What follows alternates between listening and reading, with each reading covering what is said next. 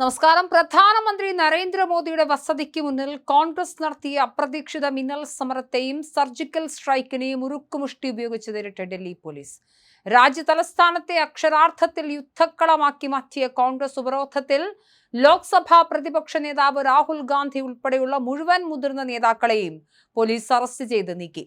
ജനപ്രതിനിധികളാണെന്ന പരിഗണന പോലും നൽകാതെയാണ് എംപിമാരെ Delhi police arrest ചെയ്തത്. പ്രിയങ്ക ഗാന്ധിയും അറസ്റ്റ് വരിച്ചു. ഉപരോധ സമരത്തിന് നേതൃത്വം നൽകിയ രാഹുൽ ഗാന്ധിയെ പോലീസ് ബലപ്രയോഗത്തിലൂടെ അക്ഷരാർത്ഥത്തിൽ നിലത്തുകൂടി വലിച്ചിഴച്ചാണ് വാഹനത്തിലേക്ക് മാറ്റിയത്. മുതിർന്ന കോൺഗ്രസ് നേതാവും AICC ജനറൽ സെക്രട്ടറിയുമായ KC വേണുഗോപാലിനെ പോലീസ് ഉദ്യോഗസ്ഥർ റോഡിലൂടെ ക്രൂരമായി വലിച്ചിഴച്ചു കൊണ്ടുപോകുന്ന ഞെട്ടിക്കുന്ന ദൃശ്യങ്ങളും പുറത്തു വന്നു കഴിഞ്ഞു.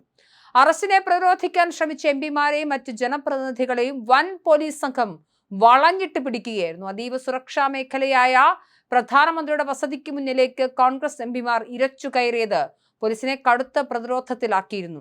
തുടർന്ന് അർദ്ധ സൈനിക വിഭാഗങ്ങളെയും വൻ പോലീസ് സന്നാഹത്തെയും രംഗത്തിറക്കിയാണ് പ്രതിഷേധക്കാരെ അടിച്ചമർത്താൻ കേന്ദ്ര സർക്കാർ ശ്രമിച്ചത്.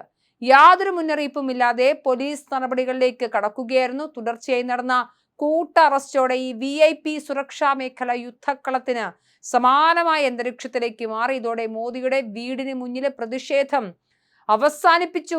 ഡൽഹി പോലീസ് ഉരുക്കുമുഷ്ടി ഉപയോഗിച്ച് ജനാധിപത്യപരമായ പ്രതിഷേധങ്ങളെ അധികാരം ഉപയോഗിച്ച് അടിച്ചമർത്താനാണ് കേന്ദ്ര സർക്കാർ ശ്രമിക്കുന്നതെന്ന് അറസ്റ്റിലായ നേതാക്കൾ പ്രതികരിച്ചു. അറസ്റ്റ് ചെയ്ത രാഹുൽ ഗാന്ധിയെയും KC വേണുഗോപാലിനെയും ഉൾപ്പെടെയുള്ള നേതാക്കളെ കൈകാര്യം ചെയ്ത രീതിയും കോൺഗ്രസ് ചർച്ചയാക്കുന്നുണ്ട്.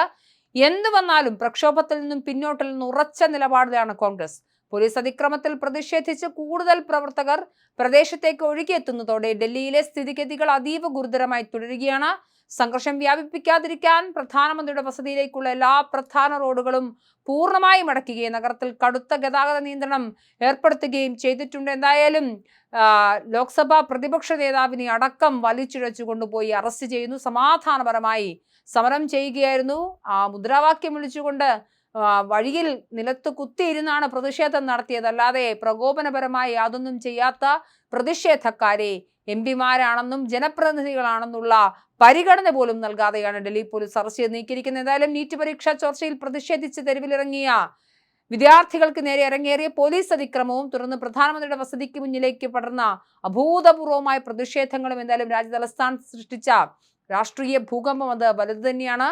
സംഭവ വികാസങ്ങൾ എത്രത്തോളം വഷളാക്കിയതും കേന്ദ്ര സർക്കാരിനെ കടുത്ത പ്രതിരോധത്തിലാക്കിയതും ഡൽഹി പോലീസിന്റെയും രഹസ്യാന്വേഷണ ഏജൻസികളുടെയും തുടർച്ചയായ കണക്കുകൂട്ടൽ പിഴവുകളാണെന്ന വിലയിരുത്തലും ശക്തമാകുന്നുണ്ട്. കേന്ദ്ര ആഭ്യന്തര മന്ത്രാലയത്തിന്റെ നേരിട്ടുള്ള നിയന്ത്രണത്തിൽ പ്രവർത്തിക്കുന്ന ഡൽഹി പോലീസിന് മുൻകൂട്ടി വിവരങ്ങൾ ശേഖരിക്കാനോ സാഹചര്യങ്ങൾ കൃത്യമായി നിയന്ത്രിക്കാനോ കഴിയാതെ പോയി എന്നുള്ള വിലയിരുത്തലുകൾ വരുന്നുണ്ട്. എന്നാലും രാഹുൽ ഗാന്ധി അറസ്റ്റിലായിരിക്കുന്നു. പ്രിയങ്ക ഗാന്ധിയെയും അറസ്റ്റ് ചെയ്തിരിക്കുന്നു. പ്രധാനപ്പെട്ട കോൺഗ്രസ് നേതാക്കളെയൊക്കെ വലിച്ചിഴച്ചു കൊണ്ടുപോയി അറസ്റ്റ് ചെയ്യുന്ന സാഹചര്യമാണ് ഉള്ളത്. എന്തായാലും അതീവ സുരക്ഷാ മേഖലയായ ലോക് കല്യാൺ മാർഗിൽ കുത്തിയിരുന്ന് പ്രതിഷേധിച്ച Congress general secretary Priyanka Gandhi Delhi police മടങ്ങിപ്പോകൂ, ഡൽഹി പോലീസ് നിങ്ങളുടെ ജോലി ചെയ്യുമെന്ന് മുദ്രാവാക്യം വിളിച്ചായിരുന്നു പ്രതിഷേധം നടത്തിയത്. എന്തായാലും എല്ലാവരെയും അറസ്റ്റ് ചെയ്യുന്ന സാഹചര്യം ഉണ്ടായിരിക്കുന്നു. എന്തായാലും ഇതിലെ തുടർന്നുണ്ടാവുന്ന പ്രക്ഷോഭങ്ങൾ അത് ഏത് രീതിയിലായിരിക്കും ഉണ്ടാവുക എന്നും അതിന്റെ വ്യാപ്തി എത്രത്തോളം ഉണ്ടായിരിക്കുമെന്നും അതിനെ എങ്ങനെയാണ് കേന്ദ്ര സർക്കാർ നേരിടാൻ പോകുന്നത് എന്നതും വലിയ ആശങ്കയുയർത്തുന്ന ചർച്ചയാവുന്നുണ്ട്.